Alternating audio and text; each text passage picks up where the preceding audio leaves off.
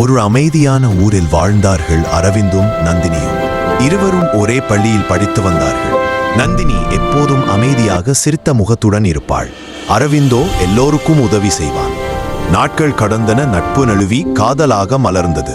ஆனால் அவர்கள் அதை ஒருவருக்கொருவர் சொல்ல தயங்கினார்கள். ஒரு நாள் கிராமத்தில் பெரிய வெள்ளம் ஏற்பட்டது. எல்லோரும் தங்கள் வீட்டை காப்பாற்ற ஓடிக்கொண்டிருந்தார்கள். அப்போது நந்தினியின் வீடு நீரில் மூழ்கத் தொடங்கியது. அதை பார்த்த அரவிந்த் தன்னுடைய உயிரை பொருட்படுத்தாமல் அவளை காப்பாற்ற ஓடினார். நந்தினியை கைப்பிடித்து பாதுகாப்பான இடத்துக்கு அழைத்துச் செல்லும் போது, நீ இல்லாமல் நான் எப்படி இருந்திருப்பேன் என்று அவள் கண்ணீர் வடித்தாள். அந்த ஒரு நொடி அரவிந்த் தனது மனதில் இருந்த உண்மையை வெளிப்படுத்தினார். என் வாழ்க்கை முழுவதும் உன்னை பாதுகாக்கத்தான் ஆசைப்படுகிறேன் என்றான். நந்தினி சிரித்தபடி, நானும் அதே மனதோடு இருந்தேன், ஆனால் சொல்ல துணியவில்லை என்றாள். வெள்ளத்திற்கு பின் கிராமம் பழைய நிலைமைக்கு திரும்பியது. அரவிந்தும் நந்தினியும் தங்களின் குடும்பங்களின் ஆசீர்வாதத்துடன் திருமணம் செய்து கொண்டார்கள். அவர்களது வாழ்க்கையில் காதலும் நம்பிக்கையும் நிறைந்திருந்தது.